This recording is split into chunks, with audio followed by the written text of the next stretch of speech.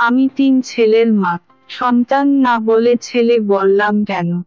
ছেলের মা হতে গেলে নাকি ভাগ্য লাগে। আমার প্রথম সন্তান পিয়াস হবার পর ওর দাদি মানে আমার শাশুড়ি মা এমনটাই বলেছিলেন। বড় জায়ের ২ মেয়ে, মেজ জায়ের সন্তান নেই। বিয়ের ১ বছরের মাথায় আমি পুত্র সন্তানের মা হলাম। বাড়িতে হুলস্থুল পড়ে গেল। আমার শাশুড়ি মা তার পৌত্রকে পেয়ে যেন জীবনের সবচাইতে মূল্যবান সম্পদ পেলেন। মা হবার আনন্দের চাইতেও উনার আনন্দ দেখে আমার চোখে জল এল।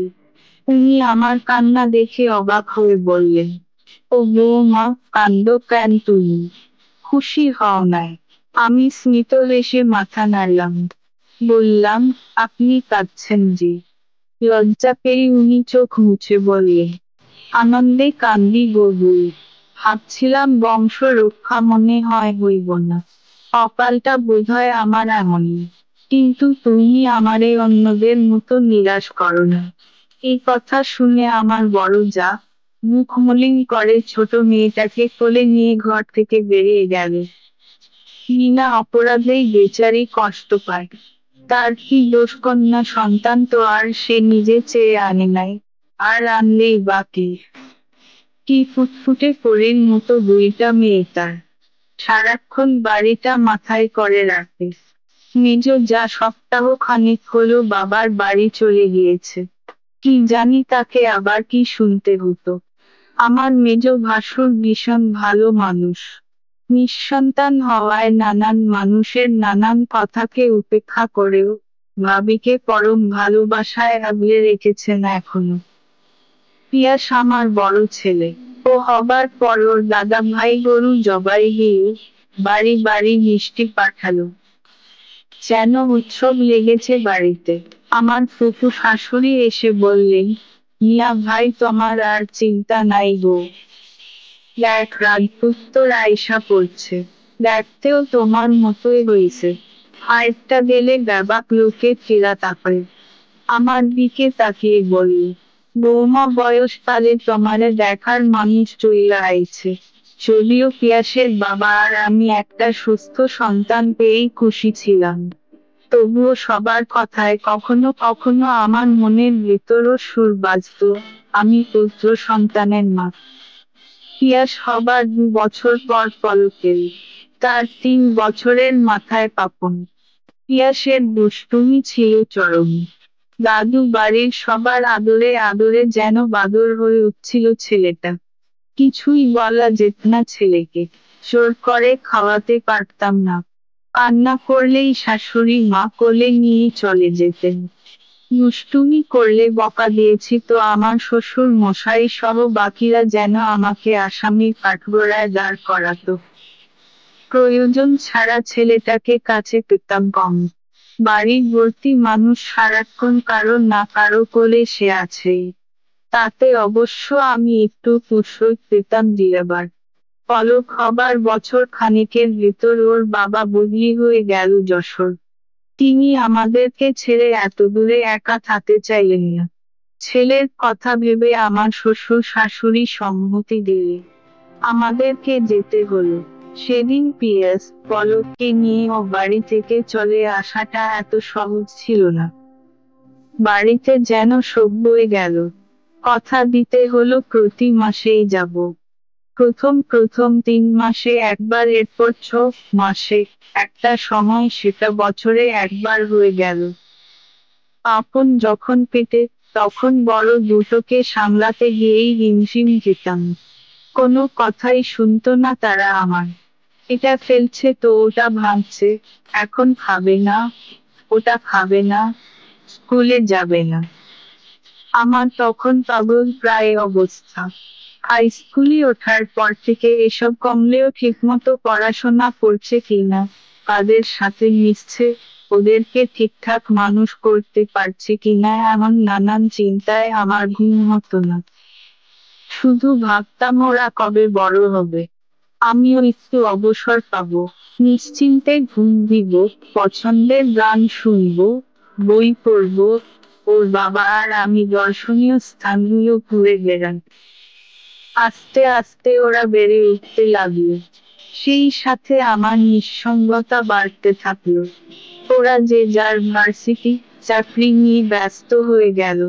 চাইলেও ওদেরকে ধরে রাখতে পারি না, ওদেরকে যে বড় হতে হবে। আর আমি সারাদিন বাড়িতে একা। ছুটা বুয়া সব গুছিয়ে দিয়ে যায়, আমি শুধু রান্নাটা করি। প্রেশার, ডায়াবেটিস সব বাঁধিয়ে ফেললাম। এদিকে সারা রাত ঠিক মতো ঘুম হতো না। কোন চিন্তা নাই, তারা নাই, তবুও শুলে আর আগের মতো ঘুম পায় না। প্রিয় বই খুলে বসলেও পড়ার ধৈর্য থাকে না। এদিকে চোখ দুটো আর ভালো সাপোর্ট দেয় না। পিয়াসের বিয়ে দিলাম। বউ আসলো বাড়িতে। বেশ কাটছিল দিনগুলি। পিয়াস আর মৌয়ের হানিমুনে ওরা আমাদেরকে নিয়ে যাবে বলে বায়না ধরল। তা কি হয়, ছেলে মেয়ে গুলা এত বোকা না। তাছাড়া আমার হাঁটুতে ব্যথা, ওর বাবার হাঁপানি। শীতের ভেতর বের হয়ে আরেকটা ঝামেলা বাড়াবো ওদের। পাঠিয়ে দিলাম পিয়াসকে আর মৌকে। মৌ খুব মিষ্টি মেয়ে কিন্তু একটু গম্ভীর। একমাত্র সন্তান হওয়ায় একা থাকতে থাকতে মেয়েটা বোধহয় কম কথা বলে অভ্যস্ত। 6 মাসের মাথায় পিয়াস স্কলারশিপ পেয়ে অস্ট্রেলিয়া চলে গেল, মৌকেও নিয়ে গেল। মাঝে মাঝে ফোনে কথা হয় মাত্র। পলকের পোস্টিং ছিল চিটাগাং। ও সংসার পাতল সেখানে। মাঝে মাঝে ফোন দিতাম, কথা হতো। ছুটিতে বাড়ি আসতো, এই যা। আপনটাকে রাখলাম আমার কাছে। ওকে কোথাও যেতে দিব না। বেশ দেখে শুনে বউ আনলাম। ভাবলাম এবার আমার দায়িত্ব শেষ। সংসারের দায়িত্ব দিলাম ওকে। বেশ চলছিল সব। তবুও কোথায় যেন একটা অপূর্ণতা। ছোট বউটা প্রায়ই বাড়ি যাবার জন্য বায়না করত। একবার গেলে সহজে ফিরত না। বলতো মায়ের জন্য খারাপ লাগে। বেশিদিন না গেলেই দেখতাম মুখটা মলিন করে ঘুরে বেড়াচ্ছে। কি আর করবে বেচারি, বুড়ি শাশুড়ির সাথে আর কি বা গল্প করবে। আপন তো সারাদিন থাকে হাসপাতালে। রাতে বাসায় আসে, খায় দায় ঘুমায়। নাইট থাকলে তো কথাই নেই। এত ব্যস্ততা ছেলেটার দেখলে আমারই মায়া লাগে।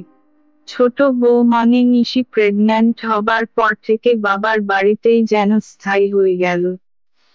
পাপনের হাসপাতাল বাড়ি থেকে বেশ দূরে হওয়ায় সেও আলাদা বাসা নিয়ে চলে গেল। ছেলেটা সময় পায় এটুকু, তাও যদি জার্নিতে চলে যায়, তবে বউ বাচ্চাকে সময় দিবে কখন। ছেলেরা চাইতো আমরা ওদের সাথে গিয়ে থাকি। একটু একটু করে গড়ে তোলা আমার 30 বছরের সংসার। চাইলে কি আর আমি তা ছেড়ে যেতে পারি? না, আমিও পারিনি। ঠিক যেমন পারেননি আমার শাশুড়ি মা। আমরাও চেয়েছিলাম তিনি আমাদের কাছে থাকুক। কেন তিনি সেদিন রাজি হননি, সেটা এখন বুঝতে পারি। আমার শ্বশুর মারা যাবার পর তিনিও এমন একাকিত্বকে বরণ করে একসময় চলে যান আমাদেরকে ছেড়ে। তার অতি স্নেহের পৌত্র পিয়াস, তাকে শেষ দেখাও দেখতে আসতে পারেনি। নিয়মিত ফোনে কথা হতো আমাদের ছেলেদের সাথে, বউদের সাথে। এই সব ফরমাল কথা, কেমন আছি, কি করছি, কিছু লাগবে কিনা। কিছু সময় কথা বললেই যেন কথা ফুরিয়ে যেত। অথচ এই আমারই তো বাকি সময়টা শুধু মনে হতো কথা বলার কেউ নেই।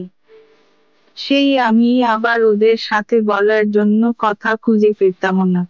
অথচ আমার বড় যাকে ফোন করলেই ফোনে নগেন্দ্র পেতাম। হয় পিয়ার সাথে, না হয় পুতুলের সাথে কথা বলছে। মেয়েরা অফিস সংসারের ফাঁকে সময় বের করে ঠিকই মাকে মনে করত নিয়ম করে। বাড়িতে আসবার সময় মায়ের পছন্দের কিছু না কিছু কিনে আনতো। আমি মুখে রাগ দেখালেও তার কথা শুনে ঠিক বুঝতাম মায়ের ভাল্লাগার প্রতি মেয়েদের আন্তরিকতা তাকে কতটা তৃপ্তি দিত। এখনকার মেয়েরা নিজেরা উপার্জন করে, চাইলেই কত কিছু পারে। আমাদের অবশ্য সে সুযোগ পানি হতো। ছুটিতে ছেলেরা আসতো, ঘরটা যেন আমার স্বর্গ হয়ে উঠত। তবে সেটা খুব কম সময়ের জন্যে। শুধু এ বাড়িতেই পড়ে থাকলে হবে, বউদেরও তো একটু বাবার বাড়ি যাওয়া চাই। মেজ বউ স্বর্ণাকে দেখতাম কেমন সুন্দর একটু পর পর ওর মাকে ফোন দিত। কি সুন্দর করে কথা বলতো। ওর মাও ফোন দিচ্ছে যখন তখন, বাহ দেখেই শান্তি। আমাকেও ওরা ভালবাসতো, সম্মান করত, খেয়াল রাখতো। তবু কোথায় যেন একটা ফাঁক রয়েই যেত, ঠিক যেমন ছেলেদের সাথে আমার। মা মেয়ের সম্পর্কটা বুঝি মা ছেলের থেকে একটু বেশিই কাছের হয়। আমার বিয়ে হয়ে যাবার পর আমার শুধু মনে হতো, আমি যদি ছেলে সন্তান হতাম পরিবারের হাল ধরতে পারতাম, বাবা মায়ের কাছে থাকতে পারতাম। তখনকার দিনে তো আর সবার হাতে হাতে ফোন ছিল না। চাইলেও বাড়িতে ফোন করে মন খুলে দুটো কথা বলতে পারতাম না। দীর্ঘ অপেক্ষার পর যখন বাবার বাড়িতে যেতাম, আমারও ফিরতে মন চাইতো না। ও বাড়ি থেকে কেউ এলে যেতে দিতে মন সায় দিত না। দীর্ঘ 2 যুগের বেশি সংসার করে এখনো অবচেতনে বাবার বাড়িতে সেই অল্প বয়সের স্মৃতিগুলা হাতড়ে বেড়াই। এই তো মা মাথায় তেল দিয়ে দিচ্ছে, শরীর খারাপ হলে, খেতে না চাইলে মুখে তুলে খাইয়ে দিচ্ছে। বাবা বারান্দা বসে আমাদের 4 ভাই বোনকে পড়াচ্ছে। রাতে বাবা বাড়িতে ফিরলে আমরা সবাই একসাথে খাবার খাচ্ছি। আমার বিয়ের সময় মা হাজারটা কাজের মাঝে বারবার দীর্ঘশ্বাস ফেলছে, আর আমি মুখ ভার করে পুকুর ঘাটে বসে আছি। প্রায়ই মনে হতো সেই দিনগুলা যদি ফিরে পেতাম, পুরো একটা রাত মায়ের সাথে গল্প করে কাটিয়ে দিতে পারতাম। ছুটি শেষে সবাই যখন ফিরে যেত, আমি সেই দিন ছেলের মা, আবারও একা নিঃসঙ্গ হয়ে যাই। মন বেশি খারাপ করলে ফোন করি ওদেরকে, বেশিরভাগ সময়ই ওরা ব্যস্ত থাকে। নিজেদের ফোন দেবার সময় ওদের হয় না খুব একটা। দিন শেষে ওরা ভালো আছে এই ভেবেই রোজ নিশ্চিন্তে ঘুমতে যায়। ছেলেরা যখন ছোট, তখন ওদের কাপড় কিনতে গিয়ে মেয়েদের জামা দেখে রোগ হতো বটে, তবে তখনই নিজের মনকে বুঝ দিতাম, আমি তিনটা পুত্র সন্তানের মা, এমন কপাল কজনের হয়। মৌ, স্বর্ণা, নিশিরা বিয়ের দিন মাকে ছেড়ে আসবার সময় যেমন কেঁদেছিল, কই আমার ছেলেরা তো আমাকে ছেড়ে যাবার সময় কাঁদেনি, নাকি আমি দেখতে পাইনি। আমাকে মিস করে বলেনি, নাকি করলেও বলা হয়নি। আমার কাছে নিশির মতো ছুটে আসেনি, নাকি আসতে চাইলেও সুযোগ হয়নি। আমাকে সকাল বিকাল স্বর্ণার মতো ফোন দিয়ে জানতে চাইনি, আমি নাস্তা করেছি কিনা, ঔষধ খেয়েছি কিনা, নাকি জানার ইচ্ছা নিয়ে ফোন দিলেও জানতে চাওয়া হয়নি। আমার সাথে তো আমার ছেলেরা ফোন করে সারা দিনের জমানো কথা বলে হালকা হয়নি, নাকি হতে চেয়েও আবেগটাকে বেসামাল হতে দেয়নি। ইদানিং মাঝে মাঝেই মনে হয়, আচ্ছা আমার যদি একটা মেয়ে থাকতো, স্বর্ণা, নিশি, মৌয়ের মতো, অথবা আমার জায়ের মেয়ে প্রিয়া, পুতুলের মতো, তাহলে কি ওরা আমার নিঃসঙ্গতা বুঝতো?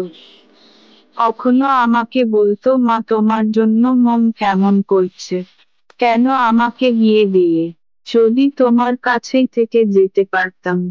আমার সাথে রান্নাঘরে ঢুকে পিছু পিছু ঘুরতো, হুটহাট এটা সেটা রান্না করতে গিয়ে নষ্ট করে গাল ফুলাতো। নিজের সব আবেগ অভিযোগ আমার কাছে জমা রাখতো। এসব এলোমেলো ভেবে ভেবে প্রেশার, ডায়াবেটিস বাড়িয়ে গেলাম। আমি তো 3 পুত্র সন্তানের মা। অত বিস্তৃত আমার সংসার, কোপ না বিচ্ছিন্ন। মনকে হেরে যেতে দেই না, দীর্ঘশ্বাসটাকে দুই ভেবে